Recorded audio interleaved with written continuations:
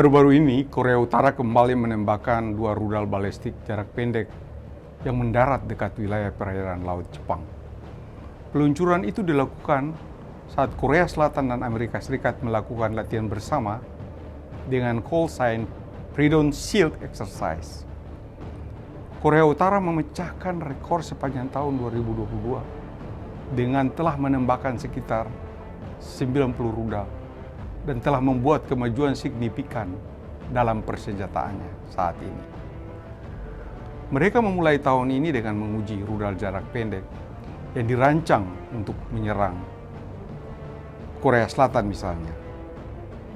Diikuti oleh rudal jarak menengah yang bisa menjangkau Jepang.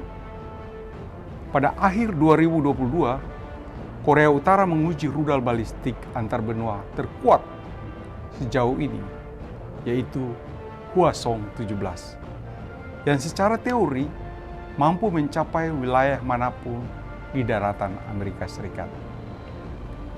Program rudal balistik Korea Utara tidak hanya menjadi ancaman bagi Amerika Serikat dan ancaman bagi sekutu-sekutunya seperti Jepang dan Korea Selatan, tetapi ini juga merupakan ancaman bagi perdamaian dan keamanan di seluruh wilayah.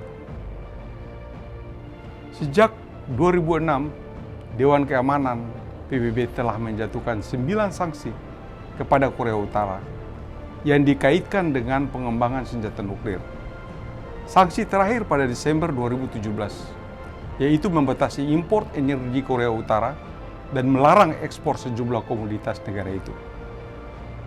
Semua negara anggota PBB memiliki kewajiban untuk sepenuhnya menerapkan resolusi Dewan Keamanan PBB tentang Korea Utara. Selain itu, Amerika Serikat dan 2 sekutu dekatnya yaitu Korea Selatan dan Jepang menjatuhkan sanksi kepada sejumlah pejabat Korea Utara atas uji coba rudal balistik mereka. Akan tetapi upaya-upaya Amerika Serikat dan sekutunya di Asia agar Dewan Keamanan PBB menjatuhkan sanksi baru kepada Korea Utara selalu digagalkan melalui hak veto oleh pihak Rusia dan Cina. Untuk membahas masalah ancaman nuklir Korea Utara terhadap keamanan kawasan, sudah hadir bersama saya 2 narasumber, yaitu Profesor Dr. Imran Khotan, mantan Duta Besar RI untuk Cina dan Australia, dan Laksamana Madya TNI Profesor Dr. Amarullah Octavian, Rektor Universitas Pertahanan Republik Indonesia. Terima kasih Dubes Imron, kemudian Rektor Octavian. Selamat datang, Pak. Terima kasih undangannya. Ya, pada kesempatan ini seperti biasa kami akan melakukan asesmen terhadap situasi keamanan di Semenanjung Korea. Untuk itu ada beberapa pertanyaan yang kami sampaikan kepada Bapak Dubes Imron Khotan sebagai seorang analis keamanan internasional yang kami tahu punya latar belakang yang panjang di bidang ini. Pertanyaan pertama, apa yang sebenarnya membelakangi situasi ketegangan yang terjadi di Semenanjung Korea ini sekarang, Pak? Baik, ini pertanyaan yang sangat mendasar ya. Pada dasarnya hubungan Korea Utara dan Korea Selatan itu technically ya, and legally masih perang. Ketika perang Korea itu pecah pada tahun 50 sampai 53, mereka kemudian menandatangani perjanjian gencatan senjata. Jadi belum ada perdamaian di antara keduanya. Jadi kalau keduanya kemudian mencari cara untuk memperkuat dirinya vis-a-vis negara lawannya, itu suatu yang biasa-biasa saja. Yang kedua, kadangkala orang berpikir siapa sih yang mengkontrol Korea Utara ini sehingga dia bisa behave, tidak melakukan tindakan-tindakan yang bisa mengganggu stabilitas di kawasan. Sebenarnya yang mengkontrol Korea Utara itu adalah keluarga Kim, bukan China seperti sebagian analis mengatakan demikian. Karena apa? Karena China itu membutuhkan keberadaan negara Korea Utara itu secara permanen karena dia bisa menjadi buffer zone, mencegah terjadinya penyatuan antara dua Korea, sehingga negara Korea baru dan negara China itu mempunyai perbatasan langsung, sementara negara Korea baru itu mempunyai fakta militer dengan Amerika Serikat. Ini sebenarnya analoginya bisa dianalogikan dengan apa yang terjadi di Ukraina dan Rusia. Hal itulah yang dicegah oleh China dan dimanfaatkan oleh keluarga Kim untuk tetap melakukan apa yang mereka inginkan di negara tersebut. Kita melihat situasi sekarang tidak terlepas dari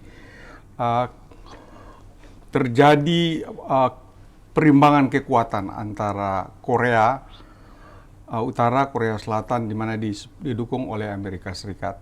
Dan ini merupakan security dilemma. Bagaimana ketegangan situasi yang terjadi di semenanjung Korea saat ini, Pak Rektor? Ya, terima kasih. Situasi yang saat ini terjadi itu memang memiliki intensitas yang lebih tinggi dibandingkan beberapa periode sebelumnya. Latihan militer yang digelar saat ini antara kerjasama antara Amerika Serikat dengan Korea Selatan dengan mengundang beberapa negara yang dulu beraliansi ketika perang tahun 50-53. Jadi sekarang mereka juga merupakan ajang reuni antara pasukan-pasukan yang dulu berjuang tahun 50-53. Ada Perancis, kemudian Australia, dan lain sebagainya. Nah, mereka ikut dalam latihan militer kali ini yang memang agak sedikit berbeda, volume dan juga substansi latihan militernya. Yang rutin yang dilakukan itu kan adalah latihan militer antara Amerika Serikat dengan Korea Selatan sendiri. Namun saat ini skenario latihan itu memang mengantisipasi kalau Korea Utara ini akan betul-betul melancarkan atau meluncurkan senjata nuklirnya. Oleh sebab itu, latihan militer kali ini termasuk cukup unik karena beberapa substansi penting yang biasanya menjadi rahasia bersama antara Amerika Serikat dan Korea Selatan itu saat ini dibagi, yaitu protokol-protokol keamanan untuk menjatuhkan nuklir Korea Utara. Jadi protokol yang semula itu sifatnya terbatas, untuk tahun ini diberikan kesempatan untuk dicoba oleh beberapa negara ini. Jadi Amerika Serikat menilai bahwa menghadapi Korea Utara itu tidak cukup antara kerjasama antara Amerika Serikat dengan Korea Utara saja. Karena Korea Utara ini juga di belakangnya juga kita tahu ada Cina dan ada Rusia. Sehingga penting bagi Amerika Serikat untuk membawa sekutunya di dalam krisis di semenanjung Korea ini. Seberapa besar Amerika mendukung Korea Selatan dalam membangun kekuatan militernya menghadapi Korea Utara?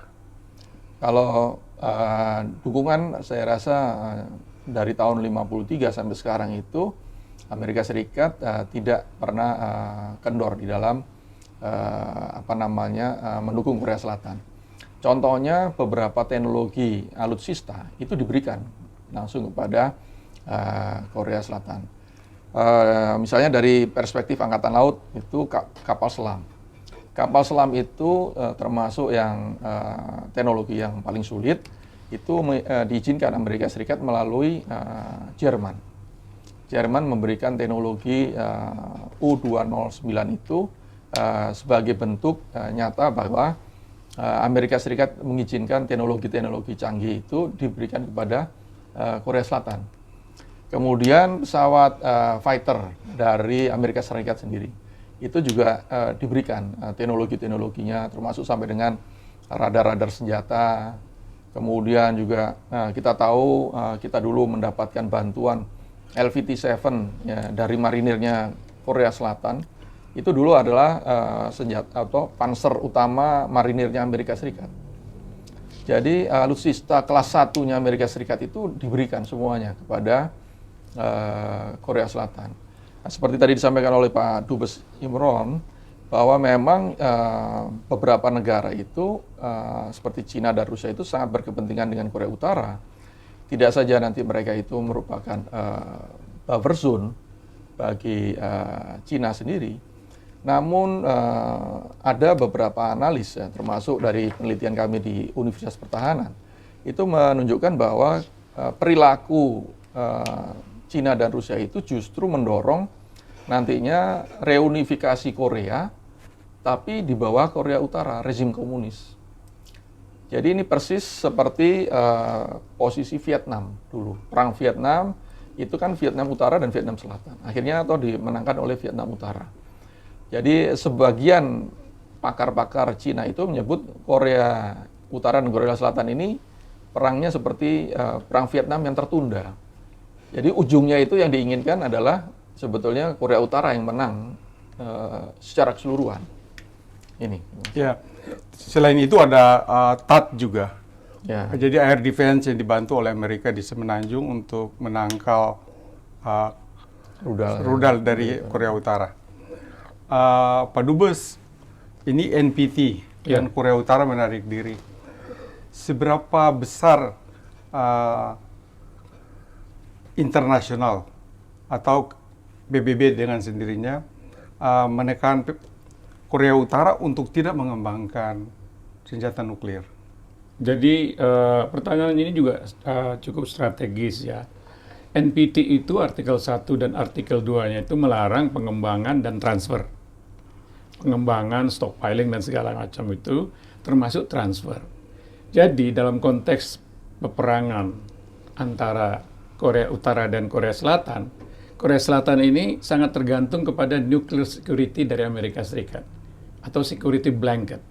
Karena dia tidak dibolehkan menerima senjata nuklir dan mengembangkan senjata nuklir. Dia tidak dibolehkan karena dia party to NPT. Sementara Korea Utara itu nggak melanggar apapun karena dia bukan party kepada NPT.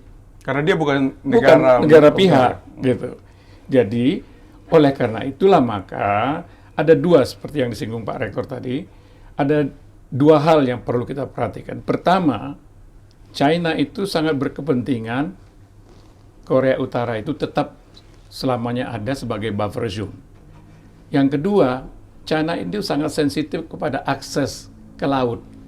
Oleh karena itu pertikaian di laut China Selatan itu juga selalu menghangat dari waktu ke waktu.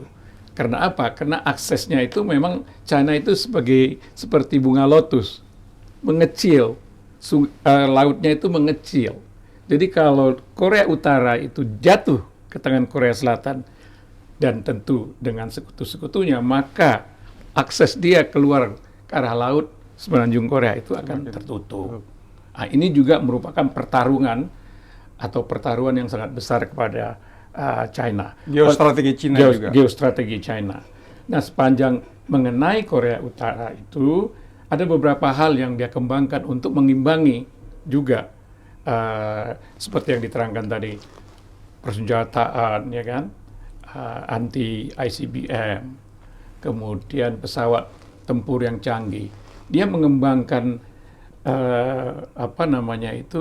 nuklir itu akhir-akhir ini semakin tinggi, termasuk mengenai drone laut yang mempunyai kemampuan membawa weapons of mass destruction. Dia kembangkan dan dia juga menguji cobakan terus apa yang dinamakan strategic ICBM. Apa yang dinamakan strategic ICBM itu? ICBM itu disebut strategik kalau dia bisa melampaui 6.000 mile. 6.000 mile itu sudah bisa mencapai Amerika Serikat gitu. Nah, dalam konteks ICBM yang berhulu ledak nuklir, akurasi tidak penting. Di mana dia jatuh, dimanapun itu, misalnya tidak perlu seseorang atau negara tertentu menyerang Jakarta, menyerang Surabaya dengan senjata nuklir pun Jawa ini juga habis gitu. Jadi akurasi tidak penting sepanjang penggunaan dari weapons of mass destruction di hulu ledak dari ICBM-nya. Oleh karena itu memang solusi jangka panjangnya itu adalah unifikasi sehingga ancaman ini tidak ada. Kembali lagi kepada apa yang disampaikan Pak Rektor. Unifikasi itu di bawah Korea Utara atau di bawah Korea Selatan. Itu seperti Tom and Jerry saja. Peluangnya seperti apa, Bapak? Kecil. Kecil, Reno kasih. Kecil. Kita tahu di sana juga negara-negara tetangga seperti Jepang juga sekarang ikut tegang juga dengan situasi sekarang. Sebenarnya Korea Utara membangun nuklirnya kan bukan dia sendiri, bahan-bahannya bukan dari dia sendiri. Ada support dari negara-negara lain. Bagaimana Pak Rektor melihat geopolitik kawasan sekarang? Baik, terima kasih. Jadi kalau dari geopolitik, kita memang terlihat jelas sebetulnya petanya. Bahwa Rusia, Cina memang bersama-sama dengan Korea Utara. Dan juga ada beberapa negara Asia Selatan sebetulnya yang ditengarai juga memiliki koneksi atau hubungan dengan Korea Utara. Isu Pakistan misalnya. Ya jelas seperti yang tadi disampaikan oleh Pak Andrian, bahwa beberapa material tertentu itu memang diyakini tidak berasal dari dalam Korea Utara. Jadi kalau misalnya memang kita mau jujur dari kita ingin bagaimana supaya menahan perilaku dari Korea Utara ini, ya memang kita perlu bicara dengan negara-negara yang memang memiliki komponen-komponen senjata nuklir yang ini yang vital. Kecil tapi mungkin vital. Jadi apa yang tadi disampaikan oleh Pak Dubes, bahwa ICBM yang baru Hwasong 17 ini kan memang memiliki kecanggihan karena memang hulu ledaknya itu sekarang dilengkapi dengan sistem decoy. Jadi seperti yang tadi Amerika gelar sekarang di Korea Selatan dan Jepang, yaitu Terminal High Altitude Air Defense ini, rudal-rudal Patriotnya ini, Korea Utara itu cukup cerdik sekarang teknologinya, bahwa di rudalnya Hwasong ini, makanya dia kan besar sekali, hampir 2,4 sampai 2,5 meter untuk diameternya. Itu karena di kepalanya itu tidak hanya hulu ledak nuklir, tapi juga ada sistem decoy. Jadi ketika dia nanti diserang oleh Patriot, itu yang keluar adalah flare gitu. Ya, flare-nya decoy itu. Kemudian di dalamnya itu tabungnya itu ada tabung yang tahapan. Jadi kalau misalnya tabung utama terserang, dia masih bisa terbang lagi. Nah, itu yang sebetulnya memiliki kecanggihan yang di atasnya Hwasong 15 atau Hwasong 16. Ya, karena bahan bakar padat juga propellen yang bisa menggunakan bahan bakar padat dia. Ya, dia kombinasi antara bahan bakar padat dengan cair juga. Ya. Pak Dubes, ini pertanyaan mendasar nih. Siapa yang bisa menghentikan Korea Utara untuk mengembangkan ini? Jadi begini ya, kalau kita berbicara dalam konteks regional, kawasan, kita harus mengidentifikasi dulu siapa key players di kawasan ini. Kita mulai misalnya katakan dari Australia. Mungkinkah Australia menjadi honest broker? Nggak mungkin. Karena dia bagian daripada aliansi militer dengan Amerika Serikat. AUKUS. Itu satu. Kemudian kita lihat regional player lainnya. China, nggak mungkin. Tadi sudah kita bahas. Kemudian kita cari Jepang. Tidak mungkin juga. Jepang juga sama kedudukannya dengan Korea Selatan. Siapa lagi pemain kawasan? Indonesia. Kenapa Indonesia? Indonesia itu adalah satu dari sedikit negara yang punya hubungan diplomatik dengan kedua Korea. Dan kemudian hubungan psikologis, historis kita, sejarah kita dalam. Dari mulai zamannya Bung Karno. Bahkan kalau Ibu Mega datang ke Korea Utara itu diperlakukan sebagai kepala negara. Ya. Jadi intinya adalah satu-satunya negara yang bisa diterima oleh kedua belah pihak dan tidak mempunyai kepentingan baik geopolitik maupun kepentingan-kepentingan lain adalah Indonesia. Masalahnya adalah metodenya. Kalau saya mengusulkan Indonesia menggunakan lagi pendekatan constructive engagement. Seperti yang kita lakukan ketika kita menyelesaikan pertikaian di Kamboja. Sudah lupa kita ini, bahwa Indonesia pernah berhasil. Dan sampai sekarang Kamboja menjadi negara utuh. Jadi constructive engagement dilakukan oleh regional player, which is Indonesia, saya kira bisa setidak-tidaknya meredam atau menurunkan ketegangan. Ya, ke Pak Rektor, dari analisa Bapak, kira-kira ini Korea Utara dia bisa survive sampai saat ini. Banyak mensinyalir bahwa dia mencuri atau berbisnis hal-hal yang ilegal, misalnya kripto dan lain-lain. Bagaimana Bapak melihat Korea bisa survive sampai saat ini? Jadi kalau kemampuan Korea Utara ini tetap bisa survive, itu sebetulnya membuktikan salah satu paradigma bahwa sanksi embargo itu tidak berhasil.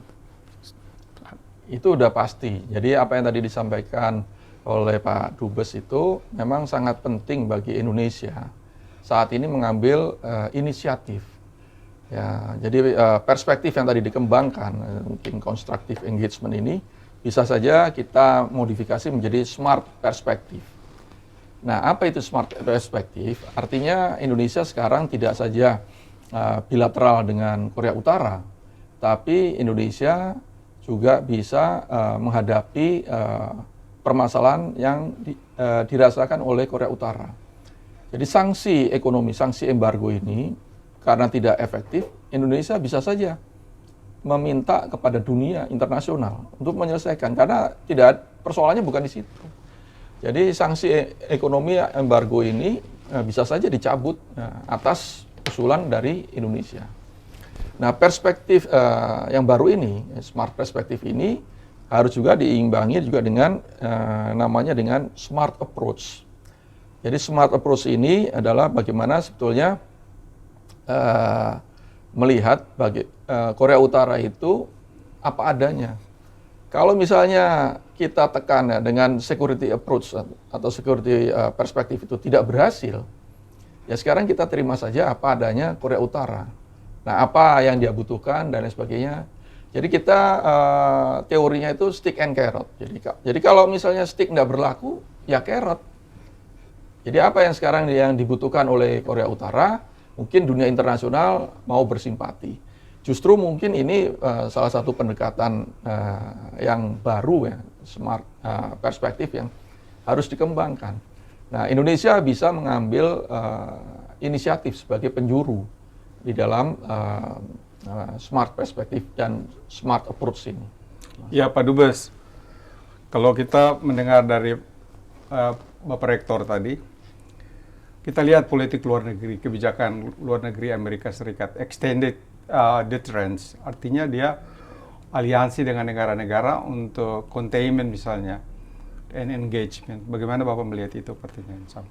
Ya, Amerika itu negara yang unik ya. Dia suatu negara kontinental, sehingga mentalitas kontinental itu berbeda dengan negara-negara kepulauan. Mentalitas kontinental itu sangat takut dengan unsur asing. China juga sama. Jadi oleh karena itu Amerika mengembangkan teori forward strategy.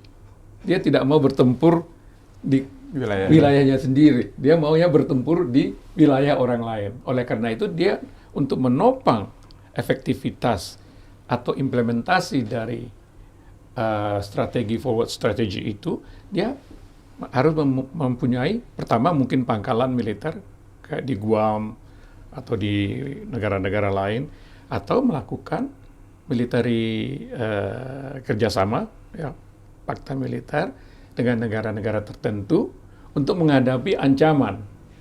Nah, di kawasan kita ancamannya siapa? Ya China. Oleh karena itu dia membentuk AUKUS. Untuk kawasan Semenanjung Korea, dia gunakan military pact dengan Korea Selatan. Jadi ini memang pola ini memang sudah bermula ya dari zaman-zaman perang dingin yang lalu, dan ini tidak akan, it will not change anytime soon. Jadi kita harus hidup dengan realita itu dan bagaimana meng-engage Amerika Serikat itu supaya apa yang dia lakukan melalui fakta-fakta militer itu tidak merugikan kepentingan nasional Indonesia. Ya Pak, kembali ke nuklir Pak. Nuklir ini kan sebagai deterrence power kalau dalam strategik militer. Dan kalau counter dari Amerika Serikat terhadap countermeasure dari Korea Utara, begitu juga recounter kembali. Bapak melihat itu efektif nggak? seperti sekarang yang dilakukan oleh Amerika?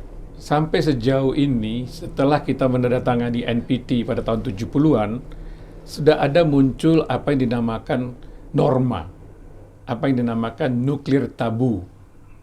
Sejak Perang Dingin, itu tidak pernah lagi, setelah Nagasaki dan Hiroshima, tidak pernah lagi senjata nuklir itu digunakan. Maka muncullah semacam code of conduct di dunia internasional, apa yang dikenal di kalangan akademisi sebagai nuklir tabu.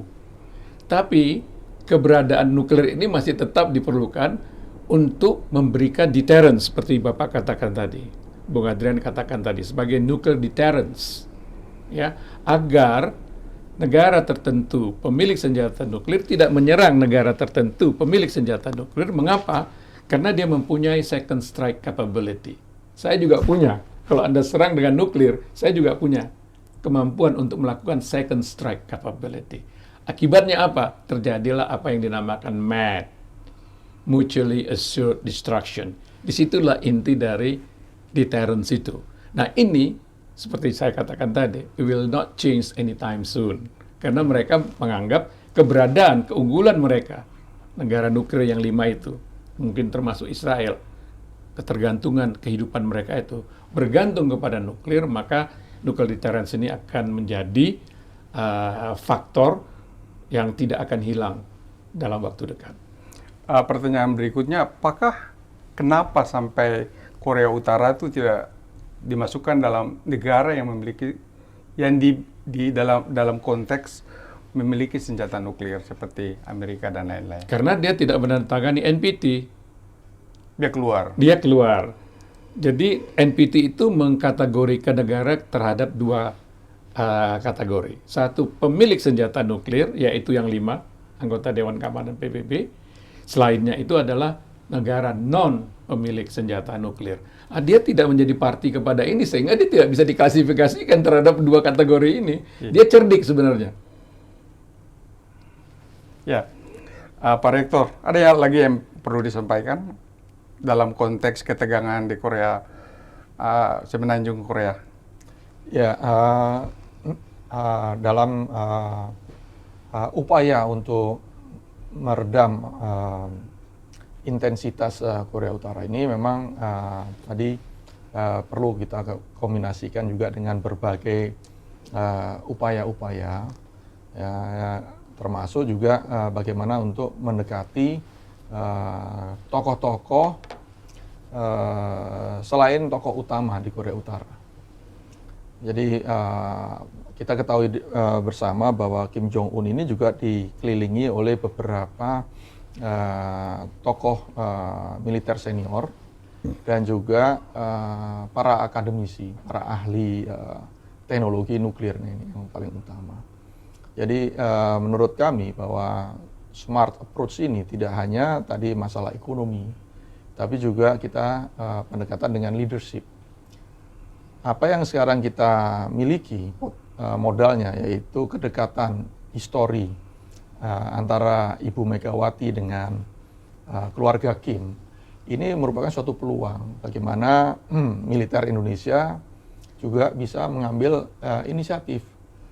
Perwira tinggi Indonesia, TNI kita mungkin bisa melobi, ikut mendampingi kunjungan Ibu Mega, kemudian berdialog dengan para perwira tinggi atau jenderal-jenderal senior dari Korea Utara. Jadi dengan dialog pasti ada sedikit peluang untuk membuka kesempatan memahami latar belakang perilaku dari Korea Utara ini. Jadi tidak bisa kita semata-mata langsung melihat bahwa semuanya terpusat di Kim Jong Un. Yang berikutnya dalam kunjungan Ibu Mega bisa saja menyertakan juga ahli-ahli teknologi kita, ahli nuklir kita dan lain sebagainya. Nah dari situ kita juga bisa menimba ilmu dari Korea Utara, tapi juga sekaligus meyakinkan bahwa teknologi nuklir itu tidak saja untuk kepentingan perang, tapi juga bisa untuk kemaslahatan umum. Indonesia sudah memiliki kemampuan nuklir untuk kosmetik, kemampuan nuklir untuk rekayasa pangan. Saya rasa Korea Utara belum sampai ke sana. Jadi kerjasama antara Indonesia dengan Korea Utara ini bisa dikembangkan. Indonesia bisa belajar teknologi senjata nuklir, Korea Utara bisa memahami teknologi nuklir untuk ekonomi, untuk komersial dan lain sebagainya. Nah, ini adalah satu paket dari kepemimpinan Indonesia di kawasan ini. Iya, Pak. Terima kasih. Pak Dubes, gimana instrumen internasional ke depan dalam membangun suatu sistem di mana kawasan ini menjadi damai? Bapak melihatnya seperti apa? Karena kita Ke bicara, depan. ya, karena kita bicara mengenai konflik di semenanjung Korea, maka saya ingin memfokuskan komentar saya terhadap konflik ini. Ya. Konflik ini belum mencapai tahapan damai, karena masih gencatan senjata. Nah, kalaupun ingin melibatkan Indonesia sebagai satu-satunya negara yang mempunyai hubungan historis baik dan dalam, dan kemudian mempunyai hubungan baik juga secara diplomatik dengan keduanya, diembodimentkan pada diri Ibu Megawati Soekarno Putri, saya cenderung mengusulkan agar kita berupaya merancang langkah-langkah atau menciptakan ya peta jalan, katakan demikian, bagaimana merubah perjanjian gencatan senjata ini menjadi perjanjian damai, sehingga tercipta apa yang dinamakan peaceful coexistence antara Korea Utara dan Korea Selatan. Setelah itu tercapai, baru kita lihat hal-hal yang terkait dengan ancaman-ancaman lain. Bagaimana melakukannya? Yaitu tadi, saya kira kita sepakat bahasanya saja berbeda. Satu, melalui constructive engagement, atau melalui apa yang dinamakan sebagai smart approach oleh Pak Rektor tadi. Ya, terima kasih Pak Rektor, terima kasih Pak Dubes. Asesmennya yang sangat komprehensif dari perspektif geopolitik dan geostrategi. Terima kasih. Terima kasih. Terima kasih.